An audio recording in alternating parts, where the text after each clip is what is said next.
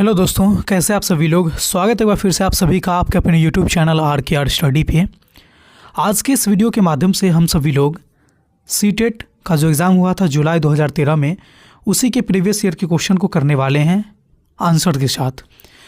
Subject हमारा बाल विकास है और आपके जो 30 नंबर के क्वेश्चन पूछे गए थे सीटेट जुलाई 2013 में, उसी के सारे क्वेश्चन को आज की सेशन में हम लोग करने वाले हैं। क्वेश्चन को देखिए, उसके ऑप्शंस को देखिए, साथ ही साथ उसका क्या आंसर है उसको भी सीखिए, जो आने वाले आपके सीटेट के एग्ज़ाम के दृष्टिकोण से बहुत ज़्यादा महत्वपूर्ण है। तो चलिए वीडियो को शुरू करते हैं और सबसे पहले हम लोग जानते हैं पहला क्वेश्चन जो आपके सीटेट 2013 में पूछा गया था। वो ये है, CDP का क्वेश्चन है कि निम्नलिखित में से कौन सी संज्ञानात्मक क्रिया दी गई सूचना के विश्लेषण के लिए प्रयोग में लाई जाती है। ऑप्शन है वर्णन करना, पहचान करना, अंतर करना और वर्गीकृत करना। देखिए, संज्ञानात्मक क्रिया है जो सूचना के विश्लेषण के लिए, जब विश्लेषण शब्द जुड़ा है ना, तो सबसे ज़्यादा विश्लेषित तब होते हैं जब आप किसी दो चीज़ों में अंतर करते हैं। जब दो चीज़ों में अंतर करने की बात आती है तो आप जानते हैं कि इसमें क्या खासियत है, क्या उसमें खासियत नहीं है, क्या इसकी विशेषता है, क्या उसकी विशेषता नहीं है। तो अंतर करने में ये चीज़ें सबसे ज़्यादा स्पष्ट रूप से पहचान होती है। तो ऑप्शन नंबर इसका सी चला जाएगा सही। दूसरा क्वेश्चन है कि राजेश अति जिज्ञासु पाठक है। वह अपने कोर्स की पुस्तकें के अतिरिक्त पुस्तकालय जाता है, विभिन्न विषयों पर पढ़ता है, अवकाश में परियोजना कार्य करता है और बिना कहे पढ़ता है। वह सीखने का आनंद लेता है। उसे डैश के रूप में सर्वाधिक बेहतर रूप से वर्णित किया जा सकता है। ऑप्शन है आपके सामने आंतरिक रूप से अभिप्रेरित विद्यार्थी, तथ्य आधारित विद्यार्थी, शिक्षक अभिप्रेरित विद्यार्थी, मापन आधारित शिक्षार्थी। ठीक है, देखिए जिज्ञासु है यानी कि क्या है, उसमें उसके अंदर पढ़ने के लिए जिज्ञासा है और खुद से वो सीखता है, बिना कहे वो पढ़ता है। ठीक है, यानी वो क्या है कि आंतरिक रूप से प्रेरित बच्चा है, यानी आंतरिक रूप से प्रेरित शिक्षार्थी है। ऑप्शन नंबर क्या चला जाएगा, ए चला जाएगा सही। तीसरा क्वेश्चन है कि भाषा विकास में सहयोग करने का कौन सा तरीका गलत है। ऑप्शन है आपके सामने कि बच्चे को बिना टोके प्रकरण पर बात करना, बी कह रहा है कि उसकी अपनी भाषा के प्रयोग को अमान्य करना, सी कह रहा है कि उसके प्रयोग का समर्थन करना और डी कह रहा है कि बातचीत के अवसर प्रदान करना। देखिए, जब भाषा विकास में सहयोग की बात करने की बात कहा जाएगा ना, तो उसमें से जो सबसे गलत तरीका होगा यहाँ पर, क्योंकि बातचीत का अवसर आप जब बच्चे को दीजिएगा तो वो भाषा का विकास होगा, यानी ऑप्शन नंबर डी सही है। उसके प्रयोग का आप समर्थन भी करेंगे, ये भी सही है। और बच्चे को बिना टोके प्रकरण पर बात भी करना, ये भी सही है।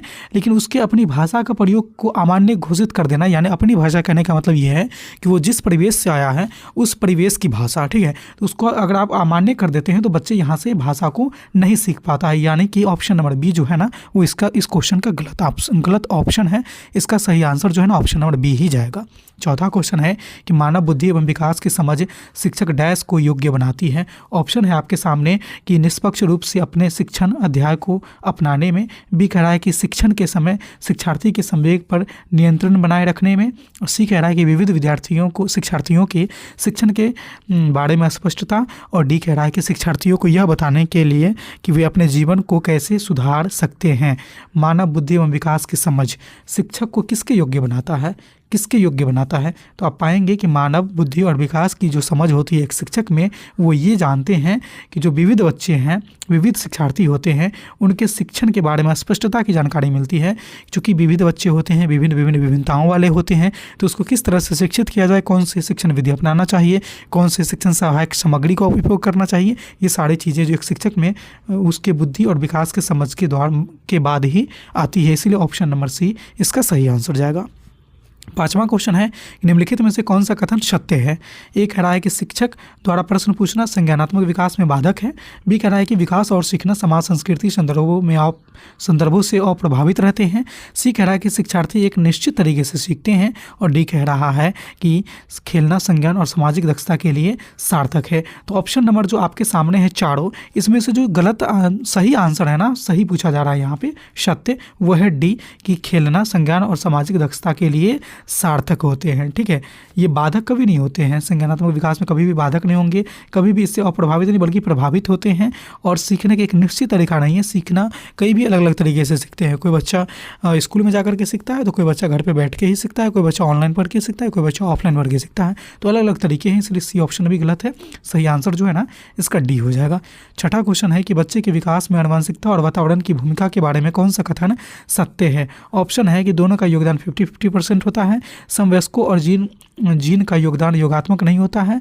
दोनों एक साथ परिचालित नहीं होते हैं। सहज संज्ञान वातावरण से तथा वास्तविक विकास केवल आनुवंशिकता से ही होता है। तो इसका जो सही आंसर हो जाएगा ना आपके सामने वो हो जाएगा बी, कि कौन सा सत्य है। 50-50 नहीं होता है, यहाँ पे कोई 70 कोई 30 भी हो सकता है, कोई 40 कोई 60 भी हो सकता है, ठीक है, कोई 10 और 90 भी हो सकता है। समवयस्कों और जीन का योगदान योगात्मक नहीं होता है, ये बात यहाँ पर सत्य है, ऑप्शन नंबर बी, ठीक है। 7वां क्वेश्चन है कि सामाजिकरण है। सामाजिकरण क्या है?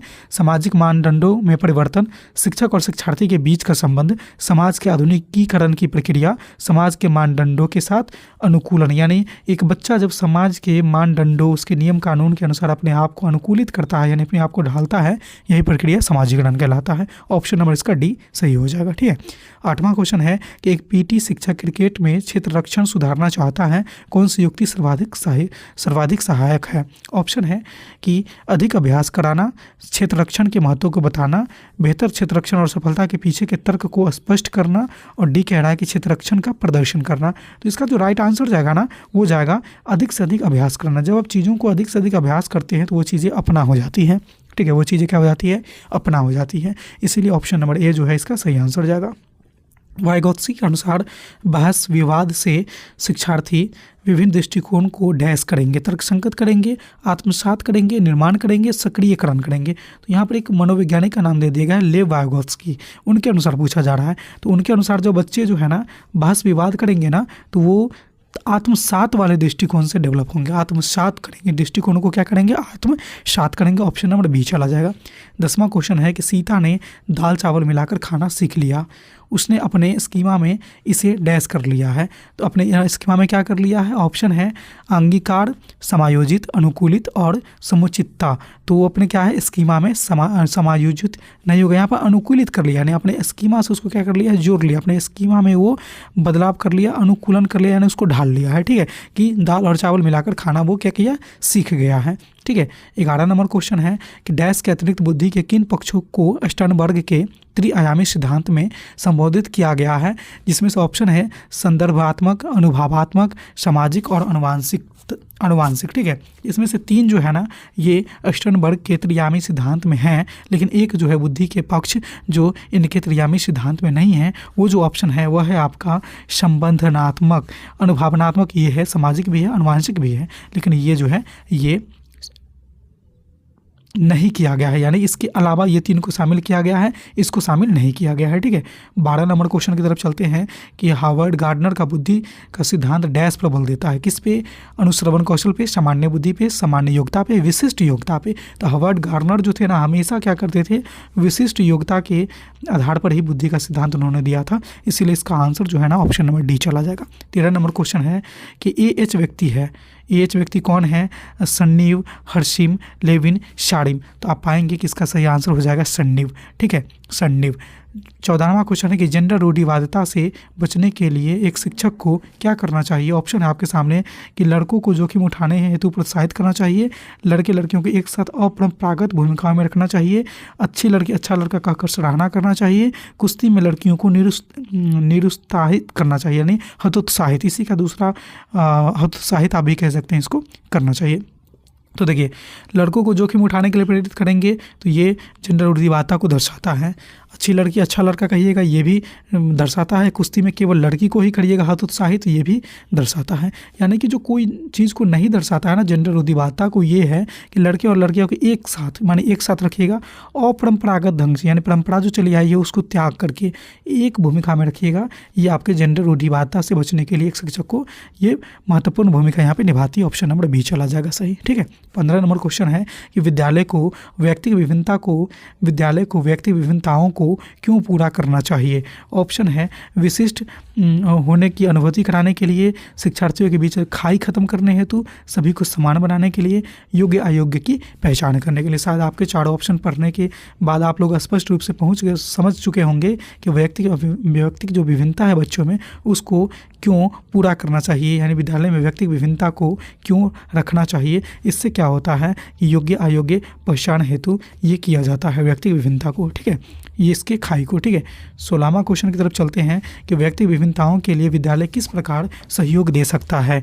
ऑप्शन है आपके सामने, सामान्य पाठ्यपुस्तक, सामान्य गति पाठ्यपुस्तक, धीमे सीखने वाले को अलग भेजना और सीखने के विविध अवसर प्रदान करना। तो इन चारों में से जो सही आंसर हो जाएगा ना वो ये हो जाएगा कि व्यक्तिगत विभिन्नताओं के विद्यालय किस प्रकार सहयोग दे सकता है। तो यहाँ पर गलती से टिक लग गया है बी में, इसका सही आंसर जाएगा डी नंबर ऑप्शन, कि सीखने के विविध अवसर प्रदान करना।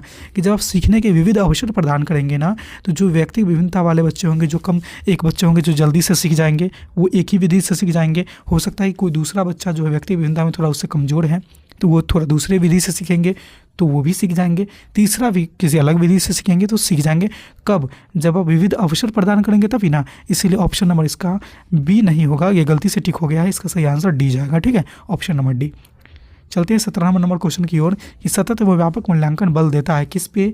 बोर्ड परीक्षा हटाने पे, ये बिल्कुल गलत है। निरंतर परीक्षण पर बिल्कुल सही है। अवलोकन, अभिलेखन और सुधार पे, परीक्षा शिक्षण सामंजस्य पे। देखिए यहाँ पर निरंतर परीक्षण, सतत का मतलब ही होता है कि निरंतर परीक्षण, लेकिन ये तो है ही है। और साथ ही साथ इसमें देखिएगा कि अवलोकन, अभिलेखन और सुधार पर ये बल देता है। तो ये निरंतर परीक्षण है, इसमें केवल निरंतर आ गया, लेकिन मूल्यांकन के बारे में यहाँ पर सटीक नहीं बैठ रहा है। इसलिए ऑप्शन नंबर सी ज़्यादा सही है, क्योंकि इसमें अवलोकन, अभिलेखन और सुधार तीनों पे बल दिया जा रहा है। ठीक है, इसलिए 17 का जो सही आंसर जाएगा ना वो ऑप्शन नंबर सी जाएगा। 18 नंबर क्वेश्चन है कि विद्यालय आधारित आकलन क्या है। ये कह रहा है कि अव्यवस्था बढ़ाता है, बोर्ड की जवाबदेही घटाता है, राष्ट्रीय मानकों में बाधा बनाता है, सभी के सीखने में सहायक होता है। तो विद्यालय आधारित जो आकलन होते हैं ना, ये सभी को सीखने में सहायक होते हैं। ऑप्शन नंबर जो है डी इसका सही आंसर जाएगा। 19 नंबर क्वेश्चन है कि सीखने की तत्परता डैश संकेत करती है। सीखने में जो बच्चे तत्पर रहते हैं वो क्या संकेत करती है। ऑप्शन है कि तत्परता के नियम को, सामान्य योग्यता की, वर्तमान संज्ञानात्मक स्तर की और कार्य प्रकृति की। तो जो सीखने की तत्परता है ना वो ये संकेत करती है कि वर्तमान संज्ञानात्मक स्तर की, कि बच्चे यहाँ पर क्या है कि संज्ञानात्मक स्तर से सीखने के लिए तत्पर हैं, यानी वो सीखने की तत्परता इसी ओर संकेत करती है। ठीक है, ऑप्शन नंबर सी। 20वां क्वेश्चन है कि शारीरिक विकलांगता वाले बच्चे के लिए उचित कथन कौन सा हो सकता है। तो शारीरिक विकलांगता वाले बच्चे के लिए उचित कथन जो है ना, मंच पर प्रस्तुति, असक्षम साथियों से सहायता, अलग गतिविधि और तंजपूर्ण सुझाव। तो देखिए शारीरिक विकलांगता वाले जो बच्चे हैं ना, इसकी जो उचित कथन है कि इसका एक अलग सब गतिविधि करा सकते हैं कि मंच पर प्रस्तुति करेंगे सभी बच्चे। हो सकता है कि कोई बच्चे शारीरिक विकलांगता में हो सकता है वो बोल ही नहीं सकते हैं, तो वो प्रस्तुत कैसे करेंगे अपनी भावनाओं को, तो ये तो गलत हो जाएगा ना। सक्षम साथियों की से सहायता, ये कोई ज़रूरी नहीं कि हर समय उसको कोई सहायता ही प्रदान करें, उसका एक अलग से गतिविधि आप करवा सकते हैं जिसमें बच्चे अपने आप को आनंदित महसूस करें और हीन भावना से ग्रसित ना महसूस करें। ऑप्शन नंबर इसका सी चला जाएगा। 21वां क्वेश्चन है कि डैश के अतिरिक्त सभी अधिगम अक्षमता का कारण हो सकता है। सांस्कृतिक कारक, सोशल डिसफंक्शनल, संवेगात्मक विचलन, व्यवहारगत विचलन। तो इसमें से कि कौन सा है जो अधिगम अक्षमता का कारण हो सकता है डैश के अतिरिक्त, यानी एक जो है अधिगम अक्षमता का कारक नहीं है, बाकी सब अधिगम अक्षमता के कारण है। वो ये है कि सांस्कृतिक कारक जो है ये अधिगम अक्षमता के कारक नहीं है, बाकी ये 3 के 3 जो है ना अधिगम अक्षमता के कारण हो सकते हैं। ठीक है, तो ऑप्शन नंबर ए चला जाएगा। 22वां क्वेश्चन है कि समावेशी विद्यालय कैसे होते हैं। नियमितता से आवश्यकताओं तय करते हैं, सभी के लिए अधिगम परिणाम सुधारने को प्रतिबद्ध होते हैं। सी कह रहा है कि केवल सक्षम बच्चों पर ध्यान देता है और डी कह रहा है कि केवल विशेष योग्य पर ध्यान देता है। तो देखिए समावेशी का मतलब क्या होता है कि सभी को समान अवसर देना, सभी को समान और एक ही छत के नीचे अवसर देना, चाहे बच्चा अमीर, गरीब, विकलांग, तेज, कमज़ोर कोई भी हो। ठीक है, यानी सभी के अधिगम परिमाण हेतु सुधारने के हेतु प्रबद्ध होते हैं। नियमितता से आवश्यकता तय करते हैं, केवल सक्षम बच्चे पर ध्यान देते नहीं, केवल विशेष पर ध्यान देते नहीं, यानी इसका जो सही आंसर जाएगा ना कि सभी के अधिगम परिणाम सुधारने को प्रतिबद्ध होते हैं, ये इसका सही आंसर जाएगा। 23वां क्वेश्चन है कि प्रतिभाशाली शिक्षार्थी होते हैं कैसे। ऑप्शन है अधिगम नियंत्रित नहीं कर सकते हैं, बिल्कुल कर सकते हैं।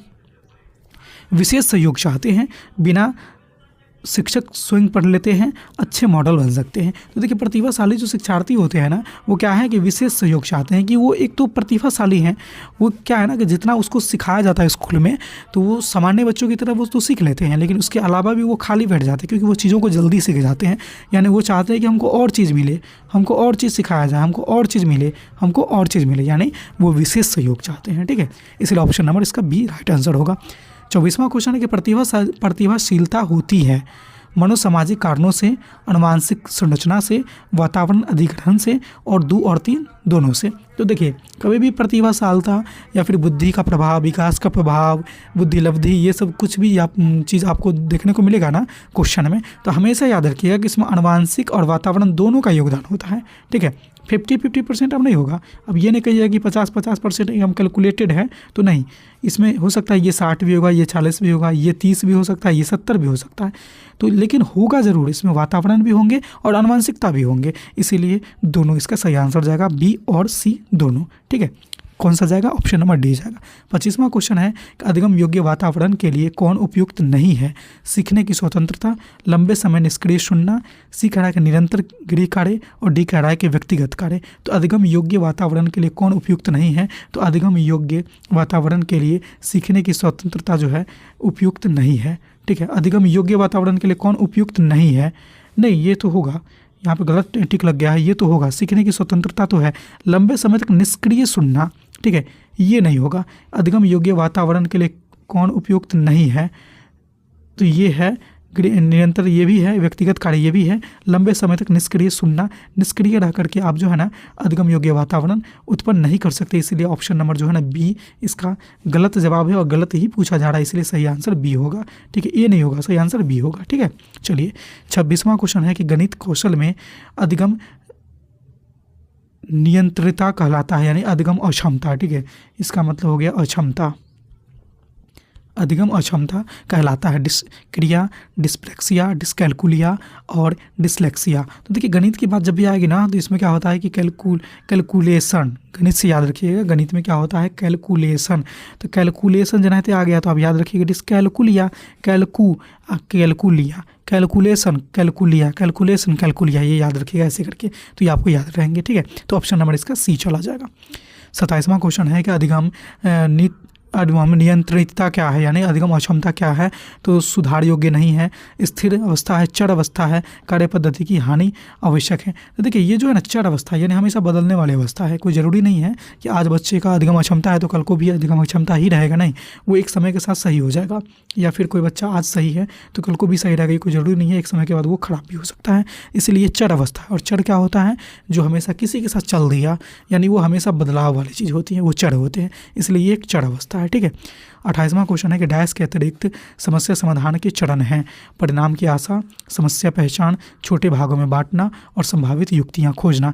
डैश के अतिरिक्त समस्या समाधान के चरण कौन कौन है? तो देखिए समस्या समाधान के जो चरण है ना, इसमें परिणाम की आशा नहीं करना है, बस हमको अपने कहते हैं ना कि कर्म करते जाएंगे, फल की चिंता नहीं करना है, फल की आशा नहीं करना है, हमको बस काम करना है। उसी तरह से समस्या समाधान के चरण में परिणाम की आशा नहीं करना है, समस्या को पहचानिए, उसके छोटे छोटे भाग में उसको बांटिए पहले, और फिर संभावित युक्ति लगाइए और उससे क्या है कि उसको हल करिए। परिणाम क्या होगा ये देखते जाना है। जैसे हम लोग पढ़ाई करते हैं, रिजल्ट क्या होगा उससे मतलब नहीं है, मेन मतलब है कि हम लोग पढ़ाई कैसे कर रहे हैं। ठीक है, तो इसका सही आंसर चला जाएगा option number A. 29 number question है कि एक शिक्षक को केवल व्याख्यान पर ध्यान देना चाहिए, हर त्रुटि पर कठोर टिप्पणी करना चाहिए, गलती न करने को मानना चाहिए, सफलता मानना चाहिए, और डी कह रहा है कि विचार संयोजन के समय तुरंत ठीक न करना चाहिए। देखिए केवल व्याख्यान पे ध्यान देना चाहिए, बिल्कुल नहीं, हर त्रुटि पर कठोर टिप्पणी, ये भी नहीं, गलती न करने को सफलता माना जाना चाहिए, बिल्कुल नहीं। गलती वही करता है जो कुछ नया सीखने का प्रयास करता है, जिसने नया कभी सीखने का ट्राई ही नहीं किया वो गलती कभी करेगा ही नहीं। ठीक है, इसलिए तीनों के तीनों ऑप्शन गलत है। विचार संयोजन के तुरंत ठीक ना करना चाहिए, नहीं, थोड़ा देर टाइम दीजिए, बच्चों को कहिए कि नहीं ये गलत हो रहा है, फिर से प्रयास करो, फिर से ट्राई करो, फिर से करो, फिर से करो, फिर से करो, ऐसे करना चाहिए, पहले उससे करवाना चाहिए। जब अंत में जब वो नहीं कर पाता है तब जाकर के उसको ठीक करिए। ठीक है, तो एक शिक्षक को विचार संयोजन के समय तुरंत ठीक नहीं करना चाहिए, ऑप्शन नंबर जो है डी इसका राइट आंसर जाएगा। 30वां क्वेश्चन है कि परीक्षा में अत्यधिक घबराहट का मुख्य कारण क्या है? तो ऑप्शन है संवेगात्मक आवेग, बी कह रहा है कि कम आत्मविश्वास, सी कह रहा है कि परिणाम की चिंता, और डी कह रहा है कि कठोर निरीक्षिका।